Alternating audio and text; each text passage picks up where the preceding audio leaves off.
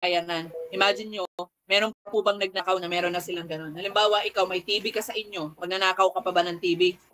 Di ba, anin mo yun? Di ba? Siyempre yung nanakawin mo yung wala. Di ba? Ang hahangarin mo, yung kaiinggitan mo yung wala ka. Bakit ba isang tao naiinggit? Ay, naiinggit ako kasi wala akong damit. Eh, kasi wala siya nun. Di ba? So the enemy lies over you. Ano po, na siya ay may kapangyarihan, na siya ay merong power na gawin ang lahat ng bagay. Ano po, even si Jesus, tinangka niya po na itempt or tinangka niya na linlangin. Ano, he is the father of lie. The devil is a father of lie. Siya po ay manlilinlang. Siya po ay sinungaling. Ano po, ngayon, mapapasinungalingan niya yung bagay na hindi mo alam. Kung ang alam mo, may kapangyarihan ng demonyo na gumawa ng maraming bagay, boom. Di ba? Eh, magkakaroon siya ng take control sa iyong buhay. Ano?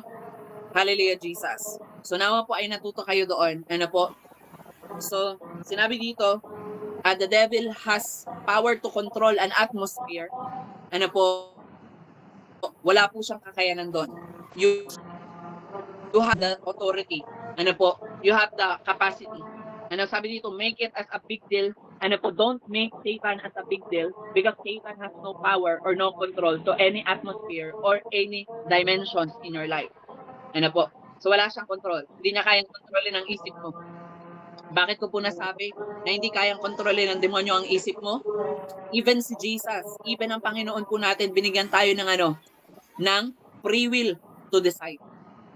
Kasi kung hindi ka binigyan ng Panginoon ng free will to decide, si Sis Diana ay hindi makakapag-desisyon na maging siya ngayon, maging ang tawag dito, broker or yung magbenta ng mga apartments, ano po, or ng mga condominium units. Ano po, hindi po ako makakapili na ito na lang ang buhay ko kasi gusto ko naman dati maging chef. Kung ako po ay kontrolado ng Panginoon ng isip ko, wala akong free will, ay, nako, di ba?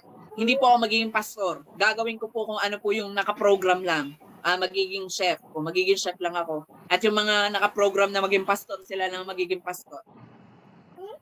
Hallelujah, Jesus.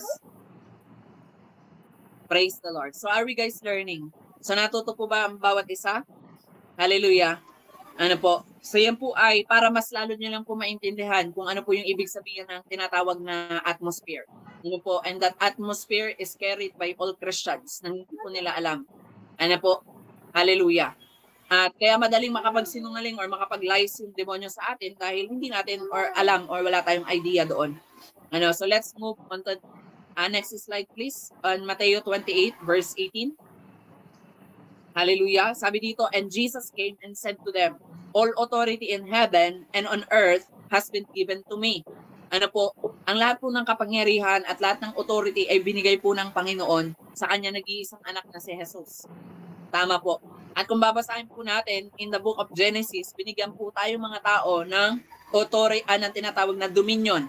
You have dominion. Sabi ng Bible, sinabi ng Ama or ni Father God, kay Adan, ano po, na Adan, you have dominion over everything on earth, or every living creatures on the earth. Lahat na nabubuhay, meron kang dominion over the trees. Kaya alam nyo, nasa sa atin naman yun kung pagpuputulin natin yan o hindi.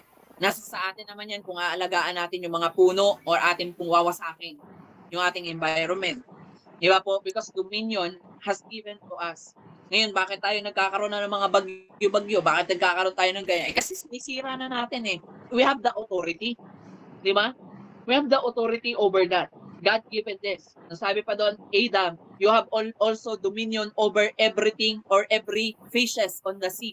Binigyan ng Panginoon ang mga tao ng dominion over fishes on the sea. O nasa sa atin din po yun. Hallelujah, Jesus. Pansinin niyo po. Di ba? Pansinin niyo po yung Ilog Pasig. Di ba? Unti-unti pong nare-rehabilitate ang Ilog Pasig. Bakit? Nagkaroon po ng decision yung mga tao na mag-take authority doon sa water area na yun. Na i-rehabilitate. Pero kung walang tao na mag-take authority doon para i-rehabilitate yung Pasig, baka hanggang ngayon po, punong-puno pa rin yan ng basura, amoy burak pa rin doon, at wala pong pagbabago doon. Di ba? We have the authority. We have authority na ibinigay ng Panginoon doon. We have dominion. Ano po, in Luke chapter 10, binigyan tayo ng kapangyarihan ng Panginoon. Saan yun? That is spiritual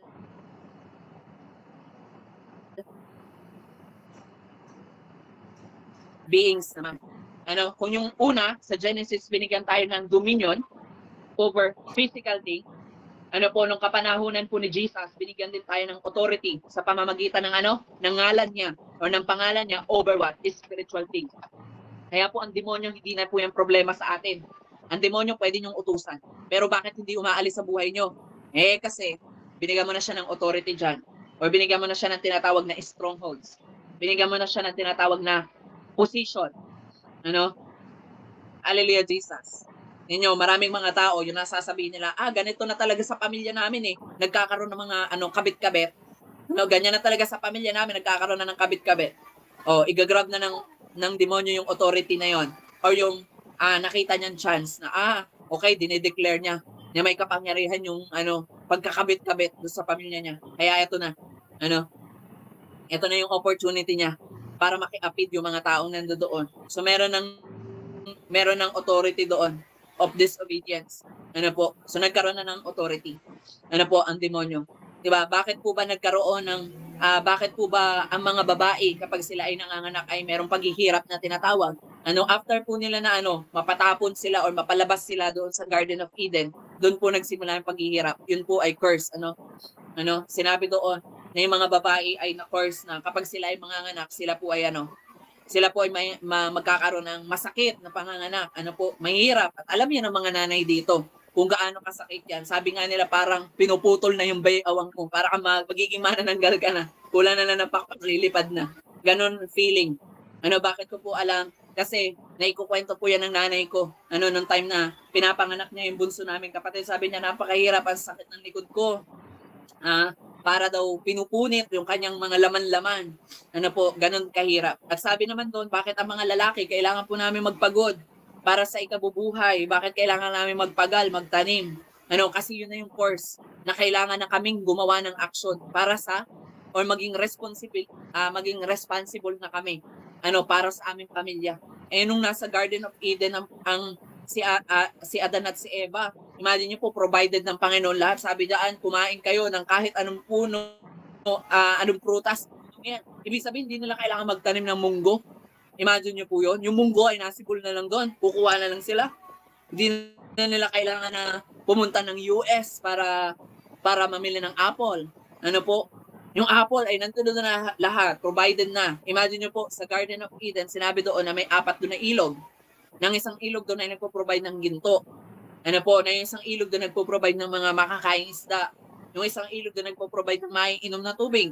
Everything nandoon na. Imagine yung ganun po ka-spoil yung mga tao nung sila po ay under the atmosphere or jurisdiction ng ating pong Panginoon. Pero imagine niyo po, because of sin, tayo po ay na-kick out doon at nagkaroon ng authority yung kaaway sa ating buhay. Dahil sa disobedience ni Adan at ni Eva, nagkaroon ng authority yung demonyo to take over us. So ngayon, nawala yung authority sa mankind. Si Adan na dapat hindi siya magtatrabaho. Si Adan na dapat ay kukuha na lang siya ng mga bunga ng puno. Wala. Kailangan niya mag-till ng ground. Kailangan niya pong magdukay, magtanim ng mga buto-buto. Nagigets po natin, mga kapatid. Hallelujah, Jesus. So lagi nating intindihin yun, mga kapatid, when Adam and Eve sin, they lost control of their dimension and atmosphere. Nawalan sila ng control saan? Sa Garden of Eden. Bakit? Na-kick out sila. Sa kanilang atmosphere, yung atmosphere of abundance, atmosphere of prosperity, na talagang, alam mo yun, hindi nila kailangan magpagod ng bongga-bongga. Alam niyo yun, sabi nga po ng Isaiah 48:18, kung sumunod ka lang sana, ang pagpapalay darating sa iyo na parang agos ng ilog, at ang tagumpay ay katulad ng alon sa dagat na humahampas sa dalampasigan. Imagine niyo po yun, may gagawin ka? Wala. Everything is given by the Lord. And that is the atmosphere that they carry. So Satan knew it. Satan knew it and started controlling it. So nagsimula na i-control ng kaaway or nagsimula i-control ni Satanas yung mundo. Dahil po sa nangyari nagkaroon siguro po ng low confidence itong si Adan. Kaya parang nawala na siya ng authority over doon sa mga nabubuhay na mga bagay or authority over everything na ibinigay sa kanya ng Panginoon nung una pa lang. Di ba? Hallelujah, Jesus. So example ko po dito mga kapatid is the peace that you know is freedom from disturbances. Marami sa atin pag sinabing peace or kapayapaan, ang alam natin yung wala lang istorbo sa'yo, payapa. So hindi po yun ang totoong freedom o hindi po yun yung totoong peace. Sinabi dito, the peace of God is stillness. Yung kapayapaan na nagmumula po sa Panginoon, yun po ay yung stillness. Yung kahit anong bagyo, kahit anong problema yung dumaan sa buhay ninyo, ikaw po ay mananatili. Stillness. Hallelujah. Naalala ko po nung ang kabagyuhan. So marami po mga tao talaga naman praning na, talaga grabe po yung kanilang, yung kanila pong paghahanda. Kulang na lamang talian na yung bumahay nila. Kailangan na nila, para kulang na lang i-withdraw na lahat ng mga pera nila sa bangko and so on and so forth. Pero tayo mga Kristyano, meron tayong tinatawag na stillness. Although marami sa atin ay nag-prepare ng go bag na tinatawag, readiness lang yun. Preparedness. Pero yung stillness sa ating puso, alam natin na tayo po'y pag-iingatan ni Lord. Imagine yung iba, takot na takot. Hala, may nag-prophesy sa Pilipinas. Grabe na daw yung gagawin. Yung bagyo sa Pilipinas, mas malaki pa sa Pilipinas. Ano na to? Ano na nangyayari? Pinaparusahan na tayo ng Diyos. Please heal our land. Diba? May tapos lagyan pa ng song na, Heal our land. Grabe yung mga tao. Talagang na, alam nyo kung kilala po natin ang ating Panginoon, He is gracious, hindi po brutal ang ating Diyos. Diba? Hindi brutal ang ating Diyos. Si Lot nga po eh. Nung iwawash out na niya yung Sodom at Gomorrah, niligtas niya pa si Lot. Ano pa po kaya tayo? Tayong mga anak niya, hindi niya ba tayo kayang iligtas mga kapatid? Hallelujah, Jesus. Diba naalala ko yung sinabi ni Kuya Nehemiah? Ano po yung mga karating nila, mga bansa, mga lugar, doon sa Tacloban, noong time po nagkaroon doon yung malaking pagbaha doon, na halos po ay malubog na yung ibang mga bahay. Sabi niya, sa amin naman ay hindi naman.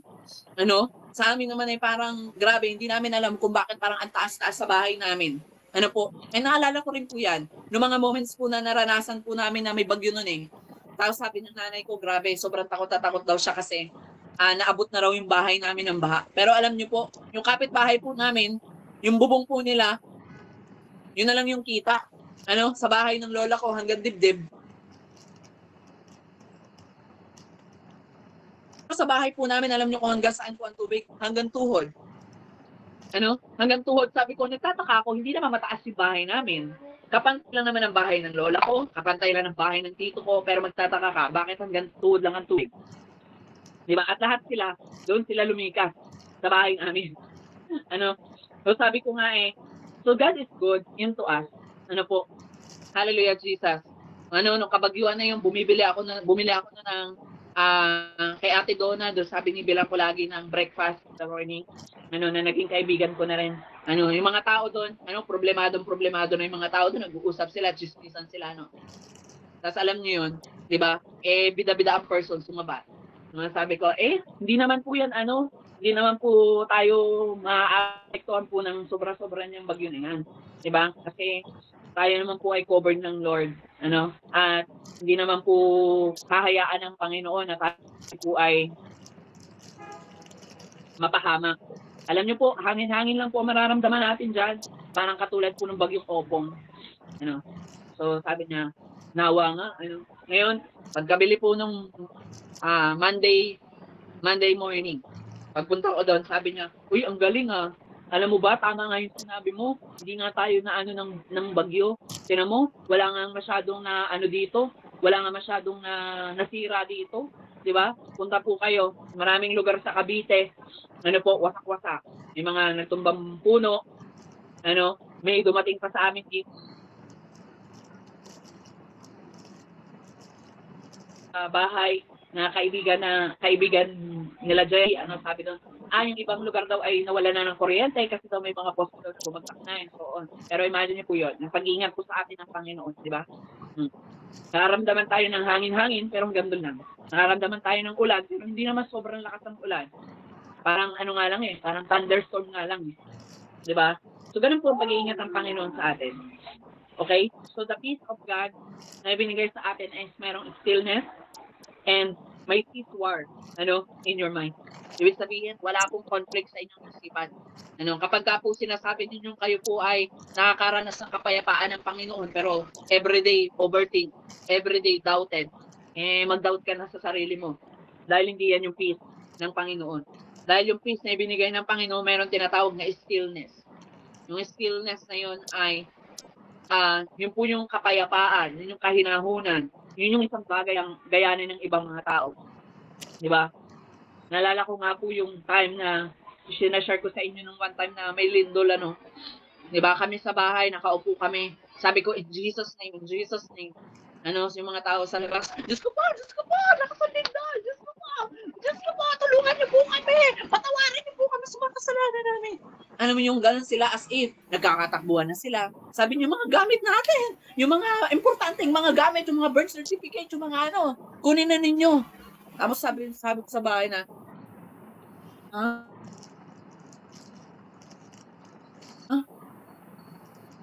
sabi kong ganyan, okay. Parang alam niyo yun, there is something inside of you na merong stillness. Nasiswar. Hindi ka nag-iisip ng kung ano-ano mga bagay. Hindi pong kapag nandiyan na po yung sakuna, yung kapahamakan, ay alam mo na meron pong rescuer. Di ba? Meron kang rescue, which is ang Panginoon. And you are not bothered. Hindi ka po nababother. Are you with me, people of God? Natutog po ba tayo? Hallelujah, Jesus. So nawa po ay marami po kayong natutunan. Sabi dito, so anything you cannot control, you don't own. Alam niyo mga kapatid, ano man po yung mga bagay na hindi niyo po kayang i-control, ay hindi po kayo ang may-ari. Hallelujah, Jesus. Ibig sabihin, ganito po yan. If you cannot control your own mind, you are not the owner of your own mind. So, ibig sabihin, hindi mo pa kaya, hindi ka pa boss sa sarili mong isipan. If you cannot control what you think, if you cannot control what you want to look for, the things, ibig sabihin, hindi ka pa po full authority dyan sa isipan mo. Alam nyo mga kapatid, nasa sa atin naman po ay kung paano tayong mag-iisip, ng mga bagay. Naalala ko nung time na yun na bagyuhan, talagang sinasabihan ako ng mama ko na maging prepared kayo kasi ang laki ng bagyo, ganito, ganyan, and so on, so forth. Basta ang dami niyang mga alalahanin. Kayo lamang yun nandyan, wala kami, hindi namin kayo kasama, sila baba, yung mga bata, may baby pa kayo dyan, and so on, so forth. Ang daming, sabi ko, ma, kalma, kumalma ka, ma, pwede tayo maging ready, pwede kang mag-go bag na yan kung gusto natin, because it is part of our preparedness and readiness in times of typhoon or in times of trouble. Pero sabi ko, ma, ipayapa mo ang puso mo dahil nandiyan ang Panginoon na nagko-cover sa atin. He owns all authority. Di ba? Kung ipahintulot ng Panginoon ay magaganap. Hallelujah, Jesus. Parang naalala ko po yung isang testimony sa Bible, yung sa buhay po ni Pablo, na may isang propeta po na lumapit kay Pablo at sabi, Pablo, mag-ingat ka, huwag ka nang pumunta doon sa lugar na pinapuntahan sa'yo kasi papatayin ka. Ano po ang naging sagot ni Pablo? Dahil si Pablo po ay may stillness at meron siyang tinatawag na siswar. Sa kanyang isipan, hindi kontrolado ng kahit na anuman or ng kamunduhan ng kanyang isipan or ng kahit even takot ay hindi po kontrolado ang kanyang isipan. Ano po ang sabi niya? Di okay, pupunta pa rin ako kasi yun ang sinabi ng banal na espiritu. Kung ako man ay mamatay doon, ay it is my gain. At kung ako man ay mabuhay, di praise the Lord sa buhay ko. Di ba? You see, people of God, that's how God covered us. And that's the peace that God given unto us. Nawa po yung natuto po kayo. So kaya kapatid, learn to control your mind. Aralin mo na ngayon na sa halip na ang pag-iisipin mo yung kung ano-ano mga bagay, di ba?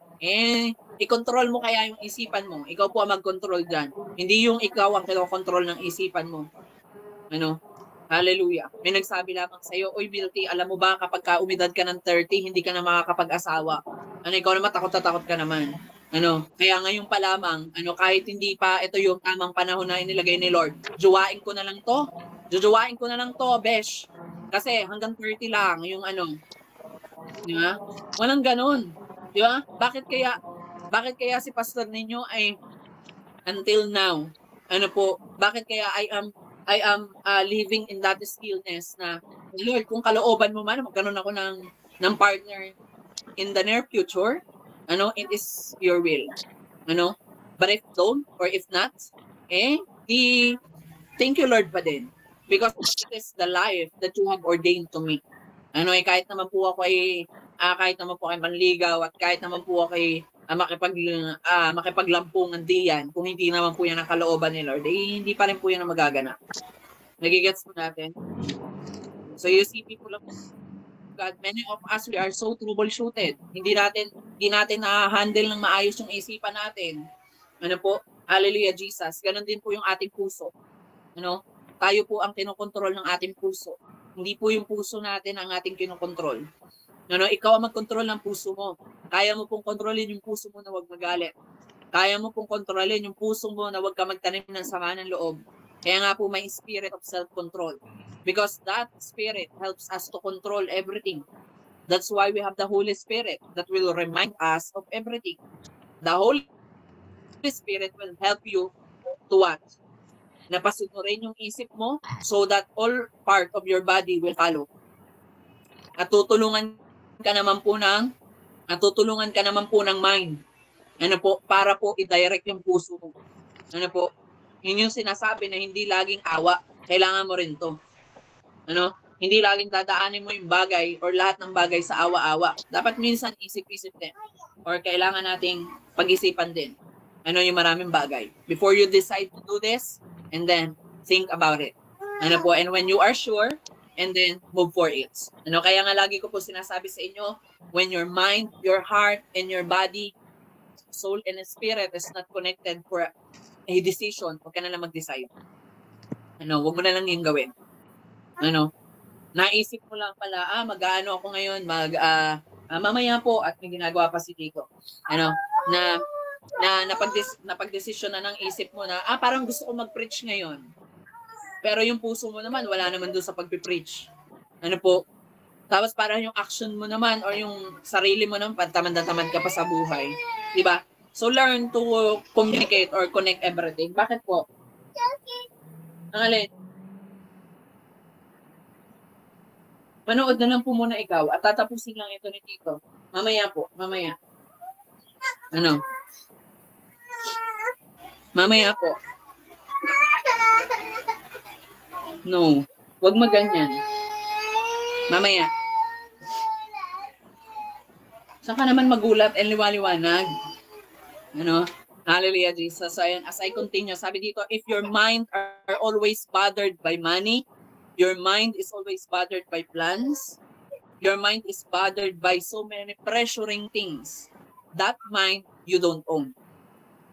It is controlled by something else or someone else. Kung ang isipan po natin laging bothered sa pera, yan na po, dyan na nagsisimula ang idolatry. Alam niyo po ba that the Bible says that idolatry never comes from graves and images? It comes into our mind. Kaya nga sabi ng Bible, do not conform to the pattern of this world, but be subjected to the renewing of mind. Kapag ang isipan natin mukhang pera, idolatry yan. That is the idols. Na hindi ka mo mabubuhay na wala kang pera. You always think that you cannot live without money. You always think that you cannot live a life that is happy if you have no money. Po? Yung iba naman, ang dami-daming plano. Wala naman nangyari. Isa-isa lang. Para sa akin, it's better to command my mind. Na hindi ko kailangan magplano ng bonggang dami-dami. After this plans being established, and then the next one, I want to establish the next one. O pag natapos ko ulit, and then the next ulit. Ayun ang hirap sa atin, dami nating plano, wala namang nangyayari. No? Marami sa inyo, ang dami-daming plano, sinasabay-sabay ninyo. Eh, walang ganun. Parang ano yan eh, parang utang yan. Pag sinabay-sabay mo yung bayaran, wala na matitira sa'yo. Diba? Ganun din. Ang plano, iniisa-isa yan. O, ito yung capacity ko ngayon. O, tapusin ko muna to. Hindi, ang dami natin plano. Plano kong bumili ng sasakyan. Pero may hinuhulugan ka pang bahay. Kaya ang ending, nag-suffer ka. Wala ka ng panghulog. Nabatak na yung bahay nyo. Nabatak na yung sasakyan nyo, and so on and so forth. Diba? You see, we are not able, we are not able to control our own self. We are not able to control our own mind. Our mind control us. Kaya lang ko doon kay Papa. Dali. Mamaya, may ginagawa pa po si Tito po. Hallelujah, Jesus. Huh? Mamaya po, tatapusin lang ni Tito ito. So glory to Jesus. So let's move on number 1. Sabi dito ay walk by the Spirit. So how can we walk by the Spirit? Paano ba tayo lumalakad? Or paano ba tayo lalakad sa Spirit? Diba, marami sa atin, lagi natin sinasabi, you need to walk in the Spirit, you need to be filled with the Holy Spirit, you need to be this and you need to be that. Pero ang tanong, alam niyo po ba, how can you walk in the Spirit? Diba? Sabi ng 1 Corinthians 2:10, these are things God has revealed to us by His Spirit. The Spirit searches all things, even the deep things of God. So if you are walking in the Spirit, or you are walking by the Spirit of God, you will search things easy. You can search deep things easy. Parang wala yata ang kausap. Am I talking to somebody here? Kapag kayo nag-walk by the Spirit of God, everything will become easy. Magdedesisyon ka, easy. Hindi mo na kailangan magdoble-dobling isip. Isa lang ang isip na binigay sa'yo. Nagiging double-minded ka pa. It is easy to think. Why? Because you are with the Spirit. And the Spirit searches all things. Kaya niya pong alamin ang lahat ng bagay. The Spirit knows everything. The Spirit knows all things. Hallelujah, Jesus. Are you with me, people of God? Hallelujah, Jesus. Thank you, Lord. So everything will become easy. Everything will be easy. Hallelujah, Jesus.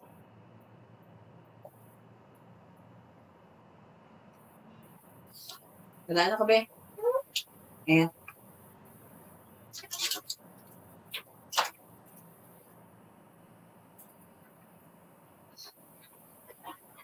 Bukas na yan, itulak ko sa taas.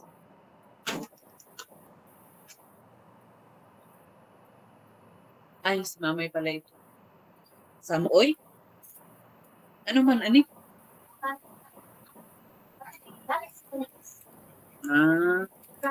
Salamat po. Akala ko kung sino na. Uy, samo, oy. Hallelujah. So, ayan, walk by the Spirit. So, God wanted us to understand that we need to walk by the Spirit of God. At alam niyo yun, kapag ikaw lumalakad ka, kasama mo ang banal na Espiritu, sabi doon, the Holy Spirit knows everything. He is also omniscient. He is also omnipresent. Alam niyo yung past, present, and future. But ang dami sa atin, lagi tayong napapraning tayo. May binigay na word ang Panginoon, prophetic word. Gusto mo kaagad, ngayon na kaagad, meron na kaagad, interpretation. Bukas, makalawa, hintayin mo. In where God confirms that prophetic vision. In where God confirms that prophetic word. Pwede nyo namang i-share yan sa inyong mga spiritual fathers. Pwede nyo i-share yan sa spiritual father nyo so that kung may word man ang Panginoon, ibibigay nila yan sa inyo. At kung wala, simple lang. Ako kapag hindi po yan inutos ni Lord na i-interpret sa inyo at nais ni Lord na ikaw mismo makaalam niyan, I am simply saying, ipagpe-pray ko yan. Para may idea kayo. To those people that I always replied, ipagpe-pray ko yan, it is because I don't have the authority to interpret your vision. I don't have the authority to interpret the dreams that God given to you. Dahil kapag pinangunahan ko yon, nilabag ko na yung sinabi ng Panginoon in Proverbs chapter 3 or in Proverbs 3 verse 4 to 5. Na trust in the Lord with all your heart. Ano po? Hallelujah, Jesus. Nagigets po natin? The Spirit searches all things. Thank you, Lord. Ngayon, natuto po kayo mga kapatid. When God given you plan. Opo. Kapag binigyan po kayo ng Panginoon ng plano, hindi po yan isang bigla na kaagad ay boom, nandiyan na agad. Sabi ko nga po sa inyo, when God given you a prophetic word na, okay, magkakaroon ka ng church. Hallelujah, Jesus. Thank you, Lord. Mamaya mo tanggalin yan. At may yak ka. Mamaya. May ginagawa pa po ako. Mamaya po. So sinabi dito, the Spirit searches all things. So even the deep things of God. So hindi po tayo mahihirapan i-access yung maraming bagay. We can access easily the word of God.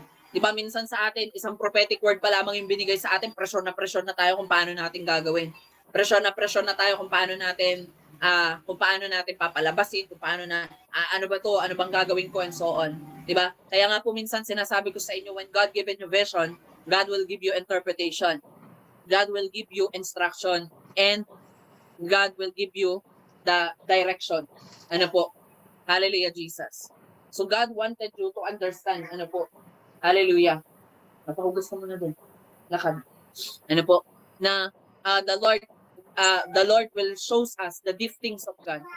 Pastor, bakit niyo po kaya nalalaman kung ito po ay sa desire, ito po ay sa ganito, ito po ay sa ganyan? It's because when you walk in the Spirit of God, you will understand deep things.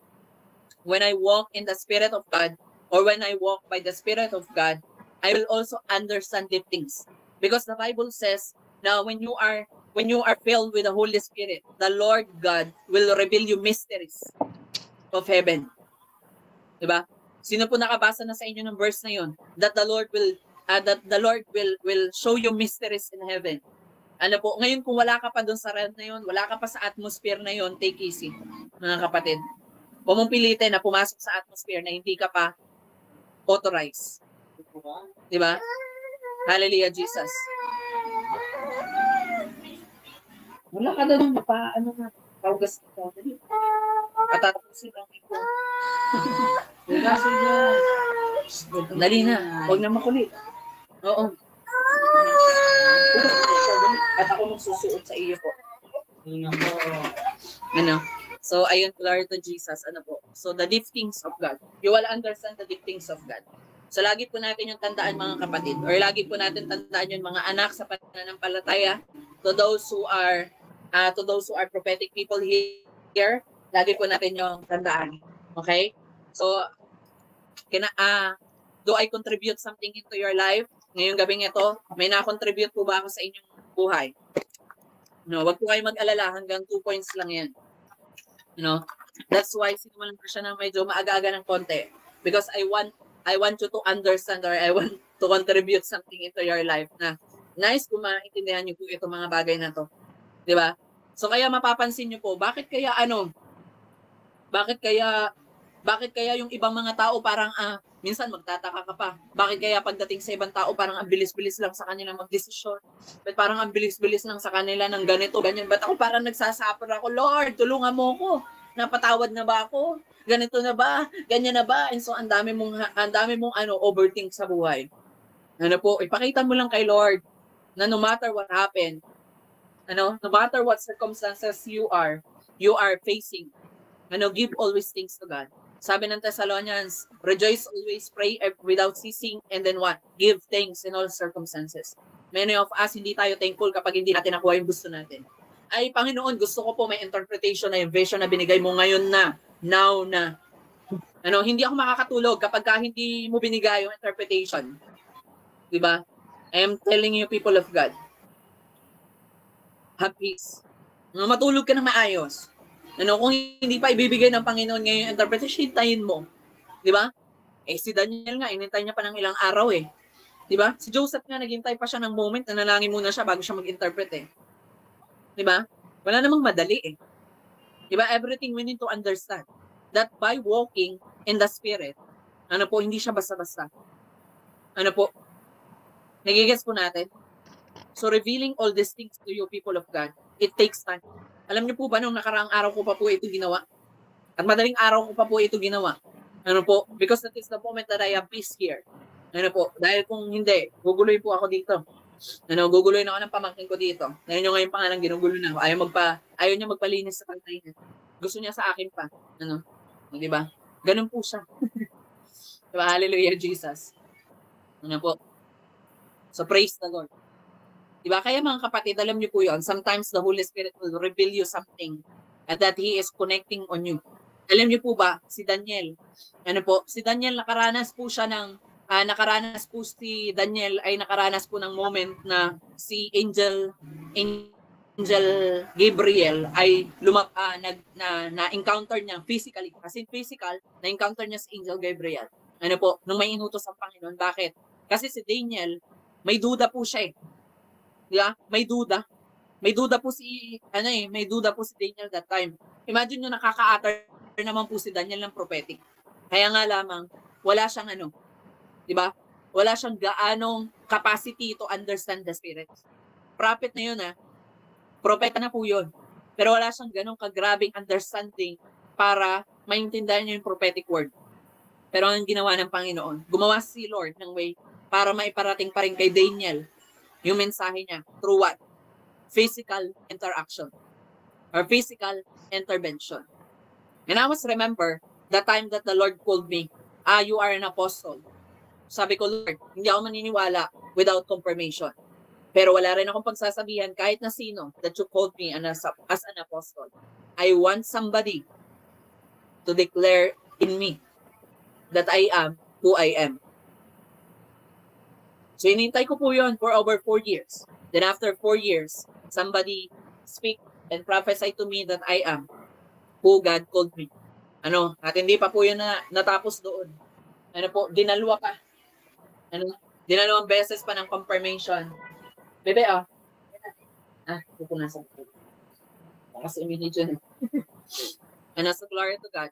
So you see, people of God, natuto po ba tayo? Mga prophetic people, wag po tayong magmadali, okay? Ang lahat na nagmamadali, madalas nagkakamali. Di ba? Ang isang taong laging nagmamadali, laging nagkakamali. Pero ang isang tao na nagpaplano ng mabuti, at bawat galaw niya ay pinagpaplanuhan niyang mabuti, ipinapanalangin niya mabuti, they will succeed in life. Nagigets po natin. So take it easy, people of God. Sabi ko nga sa inyo, dati nga nagtataka ako may isang tao na nag-prophesy sa akin na pupunuin niya daw lahat ng instrument na kailangan namin sa church. Sabi ko, halos kumpleto naman na yung namin. Halos kumpleto naman na yung aming instrument doon sa church. Sabi ko, bakit kaya? Para saan kaya ako? Parang hindi ko maintindihan. Until dumating yung moment that the Lord opened me this Walk in the Jesus Road ministry. And you see, people of God. Sabi ko, okay. Ito pala yung sinasabi sa akin ng Lord, 2023. Alam na pala ni Lord na 2023, in the year 2023, that I will start ministry at the year 2024. Kaya pala, inuna niya na yung prophetic word. Pero nagmadali ba ako? Hindi. Diba, nirush ko ba sila doon? Hindi. Diba? Hallelujah, Jesus. So I always plan everything. I always plan. Because I want to communicate with the Spirit of God. Na Lord, ano po ba yung nais mo ngayon? Ano po yung gagawin mo ngayon? What do you want to happen? What do you want to do? Are you with me, people of God? So kaya lagi kong tanong kapag may mga nag-share sa akin ng prophetic word, ang tanong ko kaagad, pinanalangin mo na ba? Pag ang sagot mo sa akin, hindi pa panalangin mo muna. Diba nauna yung kwento bago yung panalangin? Diba? Seek first the Lord nga Diba? Ba't inuna mo pa yung interpretation kaysa makipag-communicate ka sa Panginoon? Paano naman po makikisama sa yung banal na Espiritu? Di mo naman siya inuuna. Diba? Baka hiwalayan ka niya. Diba? Parang jowa lang yan. Kapag lagi mong inuuna yung iba, diba? Baka manlamig yan. Amen po ba? Diba? Biglang wala nag-react ka. Diba? Kunwari, walang dead ma kami, pastor, walang manlalamig. Wala kami niyan. Diba? You see, people of God, to walk in the Spirit is to walk easier. Alam niyo yun, kapag ikaw, nag-walk ka in the Spirit of God, ay very easy lang. Hindi mo kailangan ma-pressure. Bakit ka ma-pressure kung alam mo na yung maraming bagay? Diba? How can I become pressured? Parang katulad niyan. The Lord prophesied to me year 2022, September. Ano? Sabi niya doon, re-receive ko yung open door na binuksan na ng Panginoon. Imagine niyo po, 2022, bukas na yung pintuan na yun para sa akin. Pero ang sabi doon ni Prophet Leo, kailangan mo po ng pagdaanan yung proseso. Which is, kailangan mo maranasan yung pain, yung sorrow, kailangan mo maranasan na mahirapan, kailangan mo maranasan yung gantong bagay. That's why, be courageous or take courage, Pastor.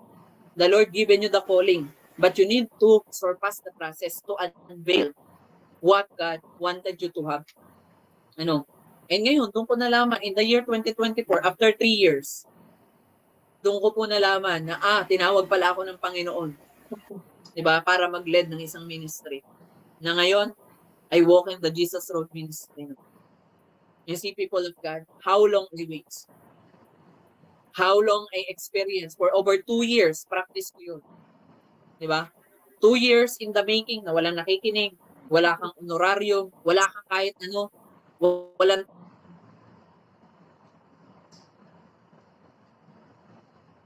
taong gustong maniwala sa'yo. Parang feeling nila, parang every time na may sasabihin ka sa kanila, joke yun sa kanila. Joke time yun sa kanila, mga kapatid. Parang walang maniniwala sa'yo, walang nakikinig. Pero, hindi po ako nagdrama. Bakit? Alam ko na yung sabi na yun dahil prenape sa inyo. Sabi doon, your word is not heard enough. Your word is not magnified enough. But take courage, Pastor Carl. Soon in time, the Lord will open their ears to hear your word. They will open their mind to magnify the word that you have released unto them. They will see that God is truly moving upon you. Ay, ganun pala. O, sige. Diba? So, hindi ako na-trigger. Diba? Nagmadali ba ako? Hindi. Diba? You see, people of God, yan po yung sinasabi ko sa inyo. Nasa proseso pa lang kayo ngayon. Gusto niya na kaagad. Diba? Ngayon, let's move on to number 2. Ano po? Let's move on number 2. Praise the Lord. Hallelujah. Or meron ka pa bang ano? Next slide, please. Ayun. Sige, balik ka dyan. Ayan, Galatians 5:16. Sabi dito, so I say, walk by the Spirit, and you will not gratify the desire of the flesh. Alam niyo po kung bakit marami sa atin nagpo-fall downs pa rin in flesh? Because you are not walking by the Spirit of God. Bakit marami sa atin nagkakasala? Because you are not walking in the Spirit of God. So madali mong malalaman. Kung ikaw po, kontrolado mo yung isip mo, alam mo kung kailan ka nag-walk in the Spirit of God. Alam mo kung kailan ka nag-think in the realm of the Spirit or in the Spirit of God. Di ba? Nagigets po ba ninyo kung ano po yung sinashare ko? Ano, the Spirit realm knows everything and searches everything. Ito po pakitake note po nito. The Spirit realm knows everything and searches everything. Ano, katulad ng verse na sinabi kanina, the Spirit of God searches everything in the depths of God. Alam niya. No, tayo ka. Tayo ka.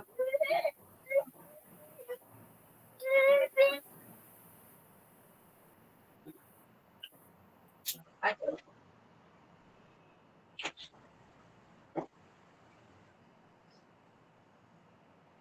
Wala na. Okay na. Pinuntahan siya ng ipis. Natakot. Ba-ads ditong ipis na to. Kasar. Ha? Ano po? Takot ikaw? Ano, so sabi doon, the Spirit of God searches everything. Kaya ito po mga kapatid, di ba? Maniniwala po ako na ang isang prophetic people ay nag-move in the spiritual realm with these two things. They know the instruction and they know the instruction and they know the direction of God. Because if I know something, I know where I am going. Ano, kung alam ko po yung direction, alam ko yung pupuntahan ko. So, kailangan ko pa bang magduda? Kailangan ko pa bang magpa-confirm sa mga 20,000 prophets? Kailangan ko pa po ba magpa-confirm sa 20,000 prophets para lamang po i-confirm yung isang prophetic word na ibinigay lamang sa akin ng Panginoon? Hindi na. Are you listening, people of God? Now you see, if you are truly walking in the spiritual realm, katulad ng sinabi mo, you walk by the Spirit of God. So ibig sabihin, if I walk by the Spirit of God, I am under the atmosphere of His glory. I am under the atmosphere or the glory clouds of atmosphere ng Panginoon. Ano? Sana po ay naintindihan po ninyo. Hallelujah. So if I move in the spiritual realm, I know everything. No? Kaya nga mapapansin nyo, bakit kaya sila papalo? Bakit kaya mga propeta, yung mga prophet katulad nila, Prophet Lobi, bakit kaya alam nila yung lugar, alam nila yung nangyayari sa isang tao, in the year, ganito, ganyan, the Lord speaks to me. Bakit? The Spirit of everything. Kaya nga sinasabi nila, the Spirit of God speaks to me, and the Spirit of God says this. Ibig sabihin, saan nanggaling? Hindi sa kanila. Sa Spirit ninyo, Panginoon. That's why when I prophesy on you, I always say, the Lord says me. Hindi nanggaling sa akin because I don't have any capacity to prophesy.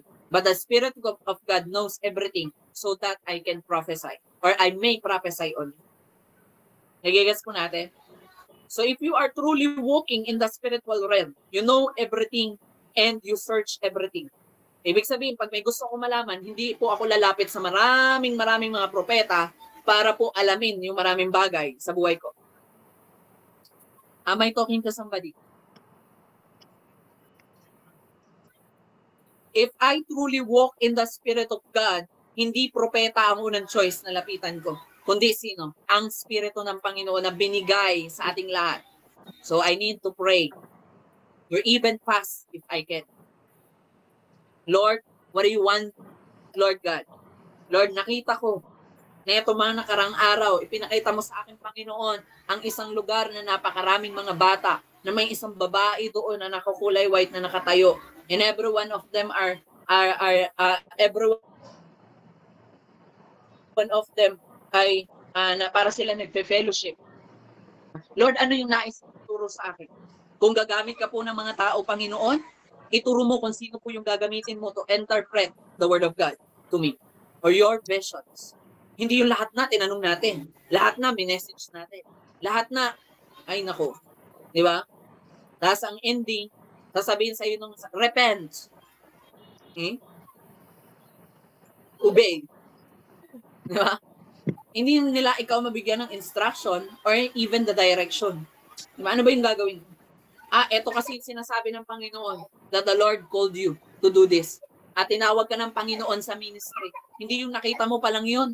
Sasabi mo na kagad, tinatawag ka siguro, Ate Milty. Alam ko, ikaw yung nakakita ng vision na ito. Tinatawag ka ng Lord sa pagiging evangelist. Mali yung interpretation. Ang sinabi lang pala ng Lord, kaya ipinakita yon.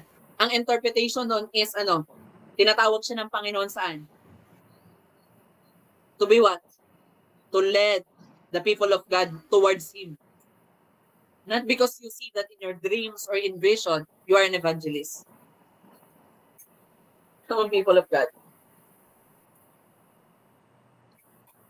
Many of you think that every people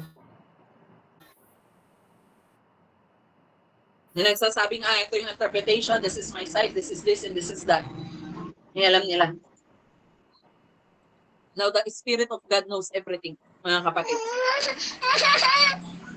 Kaya nga minsan nagkakaroon kami ng challenge, di ba? May vision ako. May vision ako na ganito. Sabi ko, sige, titingnan ko rin in the realm of the Spirit. Okay, bibisitahin ko yan. Kapag di ko nakita, joke time. Okay. Because everything that exists in the spiritual realm ay nandoon. Nagigets po natin? Kung totoo nakita mo yan in the spiritual realm, nandoon yan. Hindi yan naalis doon. So pwede ko rin siyang puntahan if I wanted to. Diba? Huwag magulo po. Ito na, manood na. Okay? Ayan na naman tayo. Diba? Sige, mapapalo kita.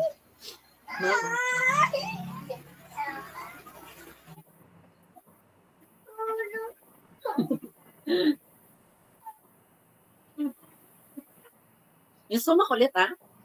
Okay. So, as I continue. Mamaya. So many are saying they are in the realm of the spirits.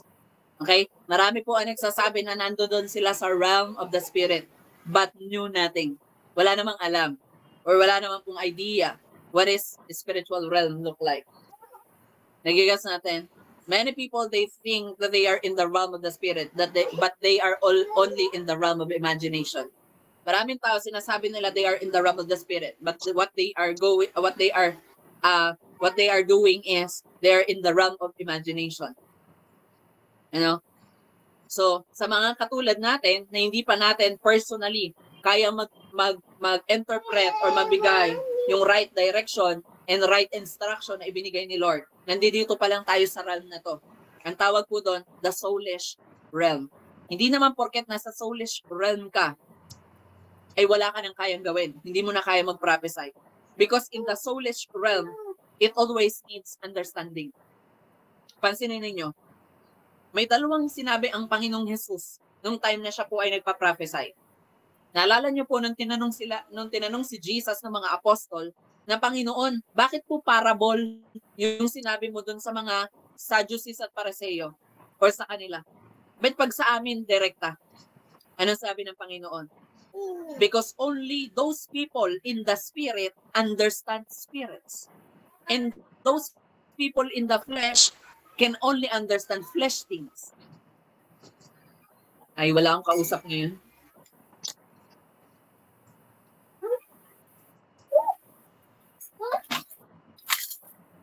Can you see, people of God? Those in the spirit understand the spirit. And those in the soulish realm understand, or those who are in the flesh understand fleshly things. Ngayon, makikita ninyo mga kapatid, where are you today? Nasa spirit realm ba ako? Or nasa soulish realm pa lang ako? Pero hindi ko sinabi na wala kayong capacity para umangat. You can. Pag nasa soulish realm tayo, always need understanding. Ito yung lagi natin kailangan i-interpret ang lahat ng bagay. Kasi bakit hindi siya direct eh?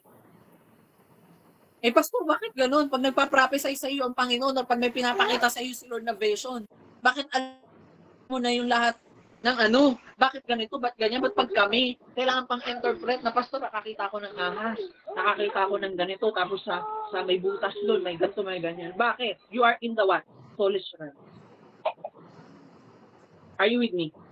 I'm not degrading you. I am just saying you the truth. Tinuturo ko lang sa iyo yung truth para hindi ka po maging di ba? Hindi ka po maging masyadong proud. Yung tipong nasa soulish realm ka pa lang, tapos pinagyayabangan mo na yung mga nasa spiritual realm. Sabi ko nga sa inyo, everything that is in that realm cannot surpass the spiritual realm. Po? Every person na nasa soulish realm, kailangan nila ng understanding. They need understanding. That's why kailangan natin dito ng ng ating mga leader. Kailangan natin dito ng mga tao that can interpret our dreams. Because we need. Di ba? Pansinin nyo ito. Bibigyan ko kayo ng dalawang character in the Bible. This is a proof. Po? First one, si Daniel. Kailangan niya pa na mag-pray at mag-fasting ng mahabang panahon for him, for him para maibigay yung para maibigay yung interpretation ng hallelujah, yung interpretation na kailangan ng paraon. Pero bakit nun si Joseph? Parang ang dali-dali lang ng lahat kay Joseph. Noon na naginip yung noon na naginip yung butcher, noon na naginip yung mga kasama niya doon sa prison, ano nangyari? Di ba parang ang bilis-bilis niya na naipaliwanag. Hindi na siya nag-fasting para maipaliwanag. Nagigets po ninyo? Because the two person is in different realm. Po? Daniel, even he is a prophet, he is in the soulish realm. That needs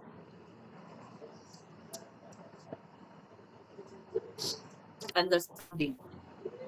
That's why he is connecting the Spirit of God in the spiritual realm so that ma-understand niya or ma-utter niya yung nais ni Lord sabihin. But Joseph, hindi naman siya nag-pray. Nung marinig niya lang yung sinabi, sa ikatlong araw, mamamatay yung yung ganito. At yung isa naman, mapopromote after 3 days. Diba? And afterwards, yun nga yung nangyari. Nagigets po natin? Because what? Joseph, kanya na, Joseph, magpatawad ka na sa mga kapatid mo. Bakit naintindihan niya nung makaharap niya yung brother niya na naghulog sa kanya dun sa balon. Anong sinabi niya? Tumayo ka sapagkat matagal na kitang pinatawad. Naiintindihan ko na ito ay kalooban ng Panginoon. Bakit ito naganap? Kaya wag mo nang sisihin ang iyong sarili, kapatid ko. Tayo dyan. Di ba? Bakit siya nagkaroon ng ganun? Bakit kaya niyang paglabanan yung desire ng flesh niya? Kasi bakit? He is walking in the Spirit. Or he is walking by the Spirit of God. So walking in the Spirit doesn't gratify the desires of flesh. Ano po? Hallelujah. At yan po yung sinabi dyan. So as I say, walk by the Spirit of God and you will not gratify the desires of flesh. Diba? Lumakad ka kasama ang Espiritu ng Panginoon at hindi mo masusunod ang nais ng iyong laman. Ano po? So if you control your atmosphere, you will be a servant. Ano po? You will be like Joseph. Wait lang po. Tinan mo, nagkalat ka na dyan. Ano ba yan? Hallelujah, Jesus. Ano po? So sinabi dito, if you control your atmosphere, you will be like Joseph. Alam niyo po ba yon? Si Joseph, meron siyang tinatawag na the key of success.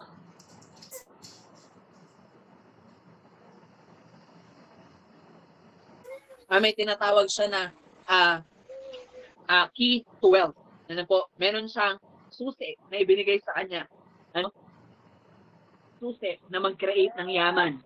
Imagine nyo, kaya po siya pinapunta ng Panginoon sa Egypto ay para mas lalo siyang papagyamanin or mas lalo siyang payamanin.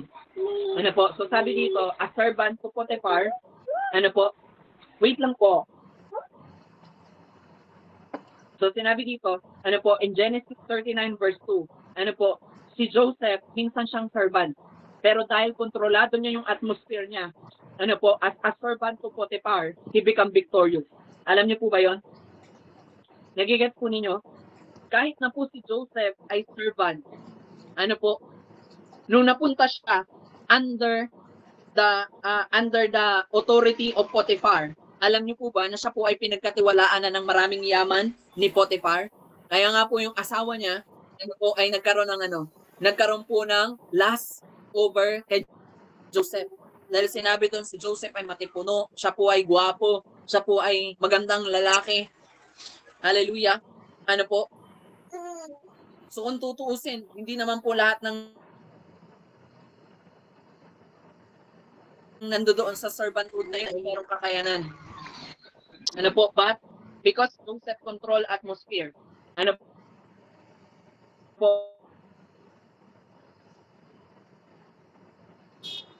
while he is a servant to Potiphar, he become victorious kasi servant lang siya. Pero imagine mo, lahat ng yaman ni Potiphar, siya po yung may hawak. Pinagkatiwala sa kanya ni Potiphar yung lahat ng yaman na yun. And look at it, one more thing. In the prison, siya po ay nakulong, tama. Si Joseph ay nakulong. But because Joseph control atmosphere, he become the captain or the mayor or the mayor or yung tinatawag na maton or dun sa sa kulungan na yun or mayor or prison captain na tinatawag. Mababasa niyo po yan sa Genesis chapter 40 verse 4 that Joseph, while he is in prison, he become the captain in that prison. Kaya nga sinusunod siya ng mga kaya nga sinusunod siya ng butcher at saka yun yung mga naging kakosan niya doon Nagigets po ninyo? You see, people of God? Even na siya ay nandun sa realm ng pagiging servant dahil siya po ay merong atmosphere or kaya niya mag-control ng atmosphere, victorious pa rin siya. O so, ibig sabihin po pala, kahit po ako, wala po akong pera. Kahit wala po akong pera. Kung ako po ay nilad ng Panginoon na maging victorious, kaya ko maging victorious kahit wala akong pera. Dahil pinatunayan na yan ng Panginoon. WTJR started when we are nothing. WTJR started when we have no money. Negative 30 pa nga Diba? WTJR started with no equipment, but today we have equipment because what? We have the anointing. And that is one of the prophetic word in my life. To be to operate in what? In that authority of the Joseph anointing na tinatawag. So you can create wealth. You have the capacity, you have the key to create wealth. Diba? Na kahit na po ako ay isang mere Christian, ako po ay isang lowly Christian or low class na Kristiyano, but I am victorious. I know it. Hindi ko kailangan ng kotse to be victorious. Hindi ko kailangan ng malaking church to be victorious. Kayo pa lamang na mga tao na inilagay ni Lord sa buhay ko, I am saying that I am victorious. I must say that I am victorious. Dahil nabago yung mga buhay nyo. Na-transform yung mga buhay ninyo. And I am victorious with it. Nagtagumpay ako na i-snatch yung mga kaluluwa na yan sa hell. Nagtagumpay ako na i-snatch yung mga ito doon sa sa banta ng divination, sa banta ng darkness, ng witchcraft. You see, people of God?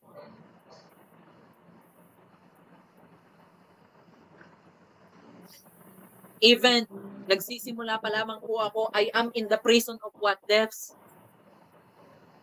Ako po ay naka-prison sa utang-utang nung sinimulan ko ang WTJR.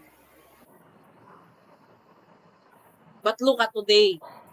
God make me a captain. That will what? That will share to you how to be victorious even you are in prison of what? Of your fear, of your doubts, of your situation, of your mindset, of what you thinking you are. Diba? Imagine nyo, hindi po lahat ng mga pastor tuturuan kayo. Paano makaipon. Yung iba doon, pag may malaking kang kinikita, ibigay mo 10% mo, tapos usapan. Ganun lang. But do I force you? People of God, I teach you. Tinuturuan ko po kayo. Everyone. Mag-ipon ka, isipin mo, may pamilya ka, may pangangailangan ka, this and that. One more thing that I love to Joseph is, nung nag-obey siya sa Panginoon, to interpret the dreams of Pharaoh, he become what? Governor. That's why lagi kong sinasabi sa inyo that when you obey God and when you obey Him, He will give you the atmosphere that no one can shut. The Bible says that if God opens something in your life, no one can shut. If God opened these doors of ministry to you, you will be succeeded.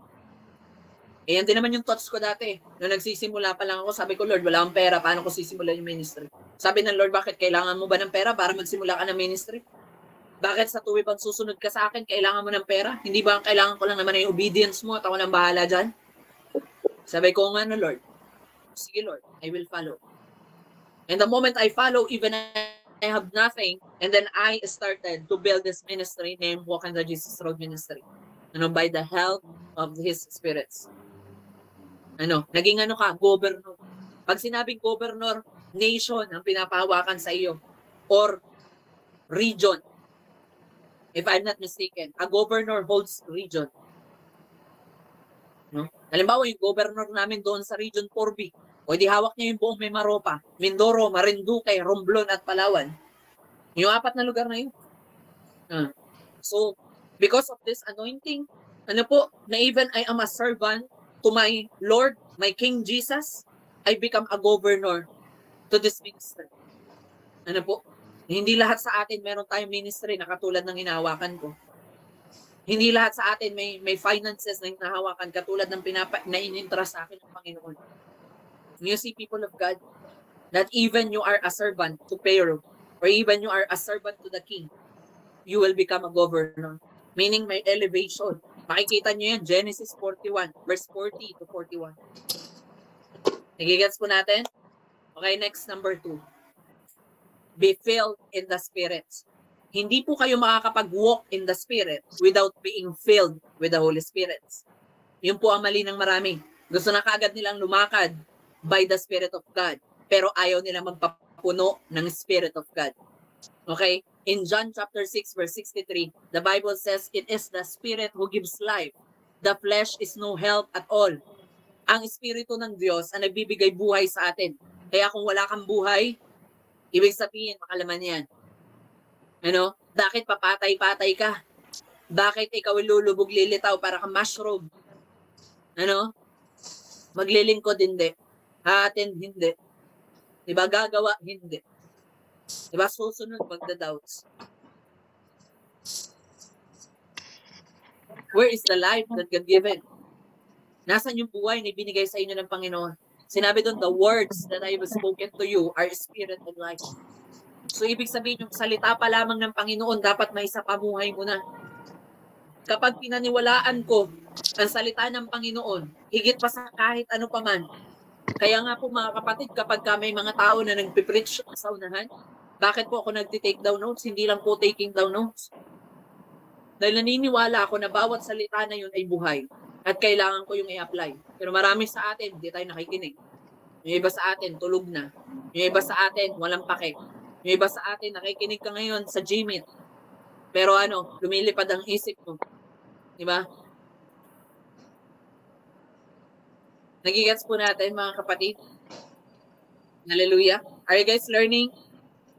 Natuto po ba tayo? Ayan. Malapit na rin po ako matapos. Hallelujah, Jesus. Praise the Lord. Take note, mga kapatid. Take note, we are of His likeness. Tayo po ay kawangis ng ating Panginoon. Nung tayo po ay hindi pa naboborn again, tayo po ay nabubuhay sa body, soul, and spirit. Yun po yung fleshly realm. Pero bilang born again Christian, tayo po ay namumuhay na sa tinatawag na spirit realm. So ano po ang nauuna? Baliktad ulit. Diba? Kung ang alam nyo, tayo po ay consist of body, soul, and spirit. Mali kayo. Kasi tayo ay creation ng Panginoon in His likeness. So we are from spirit, soul, and body.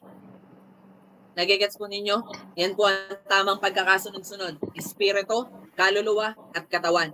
Hindi katawan, kaluluwa, at espiritu. Pabaliktad. Reverse. Kasi kung ang katawan ang nasa itaas, yan ang namumuno sa iyo. So you are fleshly. Diba? At kung ang espiritu ang nasa itaas at siya ang nangunguna, diba? Pansinin nyo, Trinity pa rin po yan. Spirit is in the top. Ang kaluluwa at ang katawan, parehong nawawala yan. Pero ang espiritu ng Ama, hindi. Nagigets po ninyo? Because soulish realm, ito po yung nandoon po yung ating isip at yung puso. Nandoon yung pakiramdam mo. Eh kapag namatay ka, wala ka naman ng pakiramdam eh. Wala ka ng emosyon. So yung soulish realm, naglalaho. Yung katawan, naglalaho, nabubulok yun eh. Ba yung isip natin o yung ating tinatawag na wisyo or yung ulirat, nawawala yan. Pag tayo namatay, nawawala yan. Pero yung espiritu ng Panginoon, yun yung bumabalik doon. Ano po? Hallelujah, Jesus. Kailangan mo po na pamunahin yung espiritu ng Panginoon para pasunodin yung kaluluwa mo, yun yung salvation na tinatawag, and then para pasunodin yung katawan mo or yung action. Diba? So, spirit will lead our soul, that will lead our body. Hindi po pwede na yung body natin ang magle-lead doon sa soul. Kaya pala, kung ano yung iniisip mo, yun ikaw. Kaya pala sabi ng Proverbs na if a man thinks he is, so is he. Kung ano iniisip ng isang tao, yun ay siya. Ibig sabihin, hindi ka namumuhay sa espiritu. Namumuhay ka sa laman. Ganito na talaga ako. Simula kasi 12 years old ako, maldita na ako, hindi na ako mababago. Ay kasi simula simula kasi nung ganito, ganyan, eto na talaga yung mahina talaga ako eh. I am weak, I am this, I am that. Akala ko ba born again ka na? So, ibig sabihin, lahat ay binago na sa iyo ng Panginoon. Pero hindi mo kaya. Bakit pinapaniwalaan mo pa rin ngayon na hindi mo kaya? Ano? Nandun ka pa rin lagi. Ano? Hindi ko kaya. Hindi ko kaya. Nang wala akong pera. Hindi ko kaya. Sa buhay ko'y wala ka. Kasi nung hiniwalayan ng jowa, mamamatay daw siya pag wala yung jowa hindi niya kaya kapag wala yun sa feeling niya. Are you with me, people of God? So one example before I end. Peter is there. Ito po yung example, ng magkaibang realm. So si Peter, siya po ay nasa tinatawag na fleshly realm. So dahil siya po ay makalaman, siya po ay nandoon sa bangka for over an hour. At sabi po doon sa Bible na for over an hour, wala daw po siyang nahuhuli, maging ang kanyang buong team. Pero dahil si Jesus ay carrier ng tinatawag na espiritu or puno siya ng espiritu ng Panginoon or ng Holy Spirit. Pagdating niya po doon, nabago yung atmosphere. From nothing, naging something. When Peter is there, nothing happened. But when Jesus comes, something happened. So if you are always there in the fleshly realm, wala mangyayari. Nasasabihin mo, ganun ka pa rin. Yan na yung kinalakihan mo. Yan na yung naturo sa'yo. Yan ka na talaga. Mahina ka. Wala kang kayang gawin. Wala akong alam. Dadada and so on. Di ako magaling. Ano pa yung mga excuses na mga nasa fleshly realm? Kapag ka hindi ako nagtrabaho ng bonggang-bongga, hindi ako yayaman. Di ba? May kailangan natin na mamuhay tayo dun saan? Maging filled tayo ng Espiritu ng Panginoon, katulad ni Jesus. Di ba si Jesus ba may trabaho? Pero hindi ko sinabing umalis kayo sa trabaho. Di ba? Ang pinapaintindi ko lamang po sa inyo ay, if you are in the Spirit of God, may trabaho ka man o wala. Di ba? Parang ganito, si Evangelist Philip, may trabaho siya, tama? Siya po ang tagaluto ng pagkain. Binibigyan nila, pinapakain nila sa buong Israelites or sa mga Israelites, sa mga balo, may mga kapansanan, may mga sakit, walang kakayanang maghanap buhay. Yun po ang trabaho niya sa Panginoon. Pero siya po ay filled ng Spirit of God. Kaya nga po habang siya ay nagluluto doon, kinukonvict siya or siya po ay binabarden ng Espiritu ng Panginoon. Mag-preach ka. Kaya siya ay tumayo siya sa bato at na-turn niya yung nation to repentance. Diba? Imagine nyo, nagluluto ka, wala naman siyang kaalam-alam. Siya ba'y graduate ng theology? Hindi. Siya po ba'y nag-aral mag-preach? Hindi. Ang pinag-aralan niya, magluto doon ng sinigang, nilaga, sinampalukan, magluto ng kanin na hindi lata at hindi rin hilaw.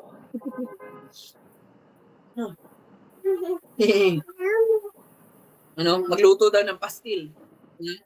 Yan po ang pinag-aaralan doon ni Evangelist Philip. Diba?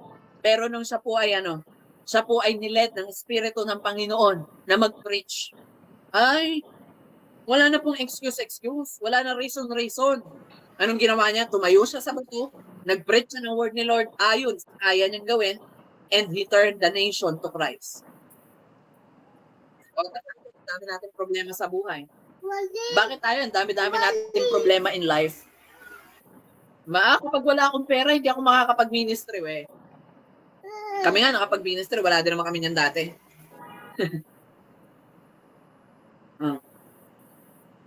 Pastor, wala kasi akong lakas ng loob. Ako rin. Di ba, may stage fright pa nga ako dati. Panahawak ko ng mic, gusto ko na lumubog sa lupa. Di ba? Ayaw kong humarap sa harapan ng maraming tao kasi baka mamaya may tanong sila sa akin tapos pag hindi ko alam, iiyakan ko na lang. That's me when I started. But when you are led by the Spirit of God, everything changed. Because you are not anymore living in the flesh, but you are living in the Spirit of God. Ano naman na yun? Si Tapi na yun. Tama na. Tama na ang kape. Mamaya hindi ka makatulog. Diba? Mamaya pareho na tayo night shift.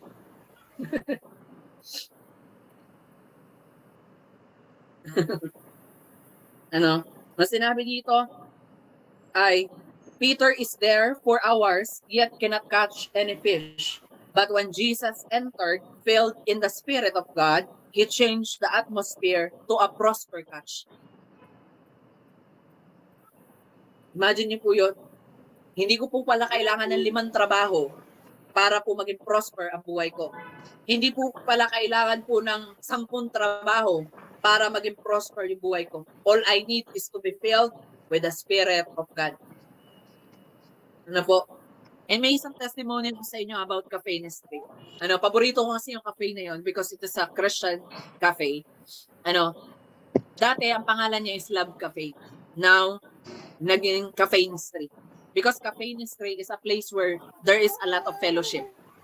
Ano, friendly fellowship, church fellowship, and so on and so forth. Maraming memories yung nabuo sa lugar na yon. Ano po, that's why. Meron na sila ngayong yung mga ano bang tawag doon? Yung para mga verse na bubunot ka ng memory verse or bubunot ka ng verse for the day. Pwede mo siyang itabi at pwede mong ibalik doon yung verse na kinuha mo. So I have here an example. Alam niyo po yun, and it brings you something. Ano? Sabi nga ni Kuya, eto, ganito siya. Ano? So nakalagay dito, Psalms 147 verse 3, He heals the brokenhearted and binds up their wound. Diba? So you see, people of God, ano po, so sa pamamagitan nun, simple lang naman, bibili ka lang ng kape, tapos pabubunutin ka nila doon, na-preach pa nila yung gospel, at the same time, na-preach pa nila yung gospel. Diba? Hallelujah. So you see, people of God, so God wanted us to understand, these things. Kaya kapatid, for you to be able to walk in the Spirit of God or to walk by the Spirit of God, be filled first. Marami sa atin gusto nating mag-walk pero ayaw nating mag-filled. Ano? Ayaw nating mag-filled. So sabi doon sa verse natin dyan, di ba? The words that I have spoken. So sino po kaya yung nagsasalita sa atin ngayon? Sino po kaya yung ginagamit ni Lord na spokesperson sa atin ngayon ng kanyang salita? Hindi po ba't ang ating mga pastor at mga leader? And sabi dyan, this word has spirit and has life. Kaya kung gusto mong ma-filled ng spirit ng Panginoon, anong kailangan natin gawin? Makinig, mag-submit, mag-coordinate, at magpasako. So that we become a vessel that are always ready to be filled with His Word, with His Spirit, and with His life. Alam niyo mga kapatid, before I end, many of you are rushing to walk in the Spirit, yet not being filled of His Spirit. Yan po yung naiiwan ko sa inyo ngayong gabi. Many are too rushed to walk in the Spirit. Gusto na kaagad nila, they are walking in the Spirit, pero ayaw nila maghintay. Gusto na kaagad nila maging magaling sa prophecy, pero ayaw nila muna magpa-filled. Many of you want the gifts, but you don't want to be filled. How can your gifts become genuine if you wanted only the gifts, but not the process, not the infilling? Anin mo yung gift mo? Sabi nga ng Panginoon, di ba? Maraming magsasabi, Lord, Lord, nagpagaling ako, nag-prophesy ako, nag-cast out ako ng demons. They are gifted people, tama? Pero bakit hindi sila kilala ni Lord? They are not filled with His Spirit. Kaya mga kapatid, sabi ko sa inyo, ang gift, nagpa-follow yan. Kusa yan lalabas sa inyo mga kapatid. Hindi mo kailangang masyadong pakadibdibin yan. Take it easy, man. Kung hindi pa ngayon yung moment na ikaw ay makapag-interpret, kalma ka lang. Hindi yung lahat na yata ng nakabot ka na ng India at ng Africa para lamang maipa-interpret mo yung dreams mo. Diba? Kalma lang. Take it easy, man. Diba? I-goal mo, maging filled ka ng Spirit ng Panginoon, maging filled ka ng salita niya, maging filled ka ng spoken word. Dahil yung spoken word, may espiritu yun eh. May spirit, may life. So if I am anointed vessel of God, if I am walking in the Spirit of God, kapag nag-speak ako sa inyo, there is spirit, there is life, and there is word of God that I can spoken to you. Tama, mali? Eh kung ang pinapakinggan natin, di naman filled ng Spirit ng Panginoon. Eh anong Spirit at life ang may bibigay nila? Wala. Mabibigyan kanila ng knowledge. Mabibigyan kanila ng information, but not impartation. They can give you information, but no impartation. Nagigets po ninyo?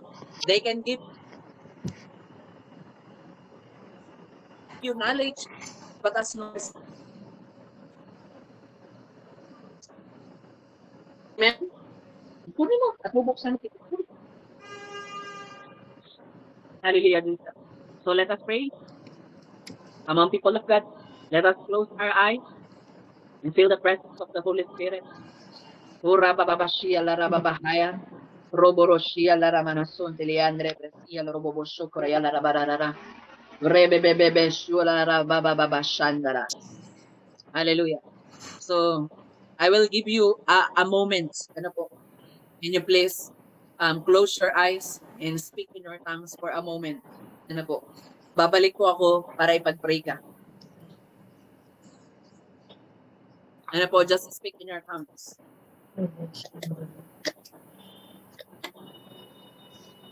Yes, ura la bababashia la rababarara bahaya. Ura la rabarara kia lo romo no surya la rabarara. Leprati loro boboshi kariandere bresio loro bororo soto. Thank you, Jesus. Father, I speak right now. Let them be filled with the Holy Spirit now. Robo boshayi la rabarara. Lepara sonya andere bresio la rababashaya. Thank you, Lord.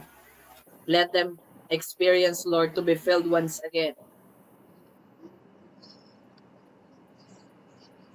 Ura la rababashaya. Thank you, Jesus. Thank you, precious Holy Spirit. Come on, people of God. Even there is no music, even there is nothing, even there is no words. Just feel the stillness. Just keep on. Hallelujah. Dahan-dahan po. Hallelujah, Jesus. Come on, people of God. God wanted to touch you right now. God wanted you to experience His infilling once again. Ura la rababashaya. Come on, close your eyes. Huwag niyo na pong tingnan kung sino naka-close your eyes. Huwag niyo na pong tingnan kung sino po yung naka-on cam. Huwag niyo na pong tingnan kung sino po yung hindi po nakikisa. Okay lang yan. If they are not one with us, hayaan niyo po because that is their choices. You know? Hallelujah. Basta ikaw, piliin mo, kapatid. Piliin mo na makatanggap. Piliin mo na tumanggap kang ngayong araw na to. Hallelujah, Jesus. So, Father, in the mighty name of Jesus and by the power of the Holy Spirit, Father, I declare and decree, let them experience the fire of the Holy Spirit to fill them right now in Jesus' name. Let them experience from the top of their head down to the toes of their feet. Let there be fire of the Holy Ghost in Jesus' name. Let there be fire of the Holy Spirit in you now. Be filled in Jesus' name. Fire in Jesus' name. Let there be fire in the mighty name of Jesus. Yes, let there be fire in the mighty name of Jesus. Yes, let there be fire in the mighty name of Jesus. Let there be fire in the mighty name of Jesus. Let there be fire upon your heart right now. Let there be fire in your hands right now so that you may go and fulfill your calling. Let there be fire in your eyes right now to see in the realm of the spirits. Let there be fire in your head right now so that you may have wisdom. Let there be fire all over your body so that the atmosphere may change, that you may be an atmosphere carrier, that wherever you go, there is prosperity, that wherever you go, there is abundance, that wherever you go, there is freedom. The Bible says in where Jesus is, there is freedom. So if you truly a child of God, wherever you go, there is freedom. Wherever you go, there is healing. Now believe in the Spirit of God and believe by the Spirit of God that this infilling time, that this is infilling moment, that this word has a spirit and life that He can give on you. Wherever you go, wherever you are, there is healing. Now, when you command healing to somebody, then when you command or when there is presence of you, they may be healed. Now in Jesus' name, I speak, let there be healing upon those people that are sick right now. Lord, maaring yung iba sa amin, ang isipan namin ay lumilipad sa aming mga kamag-anak na may sakit ngayon, sa aming pamilya na may sakit ngayon. Lord, I speak the fire of healing to come and overflow upon them and let them be healed in Jesus' name. Lord, sa bawat kapatid namin, bawat kapamilya namin that are oppressed right now, Lord, I declare, let them be delivered.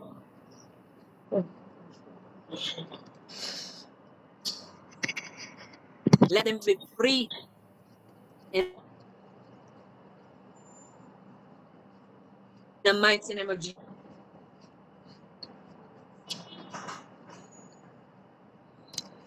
In Jesus' name, we believe that we have power, that can control atmosphere. Lord, every atmosphere of death, let them be an atmosphere of prosperity, Lord. Every atmosphere of sadness, let there be an atmosphere of joy. Let every atmosphere of mourning to be abundance, Lord, in Jesus' name. Father, I speak right now, let every atmosphere of sickness be an atmosphere of healing, of deliverance and freedom over them in Jesus' name. Father, I speak right now, let them be free. Let them be free from all their grudges, their resentments, their fear, their everything that bothers upon them. Let them be free right now. In the mighty name of Jesus, Lord. In the mighty name of Jesus, Lord. Let there be fire on them now. Let there be fire on them now. In the mighty name of Jesus, Lord. In Jesus' name. In the mighty name of Jesus Christ of Nazareth. Be healed. Be free in Jesus' name. Hallelujah, Jesus. And I declare right now, every prophetic that comes from divination, every prophetic that comes from that is snatched by the enemy, let it be shut right now in Jesus' name. And let the eye in the spiritual realm be open for Jesus in Jesus' name. In Jesus' name. Father, I declare right now that we are shutting every doors from the darkness and we are opening the doors of blessing, the floodgates of heaven to be open in each and every one of us that are here right now, wherever we are. And Father, I speak right now, send them fire now in Jesus' name. Send them the fire that they needed. Send them the fire that they need to be infilled. Send them the fire that they need to walk in the Spirit and to walk by your Spirit. Not our mind, not our power, Lord, but Lord, your Spirit, Lord. Shikarabababashaya, Huralarabababahia Loromono, Suntiliande Bresia Larabarara, Lepra Bababashia Lorobobo Shaka Ila Ramana Sentiliande. Lord, I want to prophesy upon them. Lepradia Turla Babahia Romono Suntiliande. Lepradia Loroboboshaya, Sekororo Seto Romono Suntiliande Bresia Larababa. Sekororo bororobo suyandere. Pura la rabababashaya. Lepra tur la babakia lorobo sondelere. Lepra dia atush la barakia loromono sundere andere bresia lorobo boshaya. Pura la rabararakia lorobo boshaya. Let them experience your power, Lord. Let them experience your anointing. Let them experience your fire hanggang sa kanilang kabutuhan, Panginoon. Hanggang sa kaibuturan ng kanilang mga buto, Panginoon, ng mga laman sa pangalan ni Jesus. Rabababashikararara hialoroboboshaya. Rebebebebebe shialoroboboshandelere sialorobororo. Rebebebebebe rabarararara hialarabarararara. Urabarararara hialarababababashikararara. Ratatabarashia la rababababashenderere. Ura la rabararara hialoroboboboshaka ilarabararara. Lepraila ramana sonteliandere bresia lo roboboshaya. Lepragia kushla barakia lo romono senteliandere. Ura la rababababashaya. Ura barase kororose toroboro sumbara barashikarararara.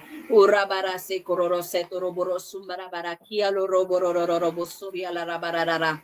Yere bebebebe shia la rabababashaya. Lord, let them experience your power, Lord, today, that heal them, that delivers them. Hallelujah, Jesus. So, Father, I thank you. I glorify you, Lord. Lord, I believe that our prayers are answered. We believe that you rescue every one of us, Lord. Thank you for the freedom. Thank you for our healing. Thank you for our deliverance, Lord. Thank you, Lord, that we are now out of the bandages, Lord God. Lord, thank you, Jesus, for giving us wisdom so that we may surpass every strongholds or every traps of the enemies in our lives. In the mighty name of Jesus. In Jesus' name, Lord. In the mighty name of Jesus, Lord. In Jesus' name, Lord. In Jesus' name. I declare and decree they will be a new creation. They will never be the same again, Lord God. They are a new people. They are a new person, Lord, in Jesus' name. They are now consist by spirit, soul, and body. And they are not the same anymore, that they are composed by body, soul, and spirit. Rebebebe shia la robo boshaya. Robo rokia lo romono suntili abrararakia lo robo boshaya. Lord, give them the fire that always wanted to be thirsty for your word, oh God, to be thirsty for your spirit, Lord God, in Jesus' mighty name. So, Father, I glorify you, I honor you, I give you all these praises, honor, and adoration. In Jesus' name we pray. In Jesus' name, amen and amen.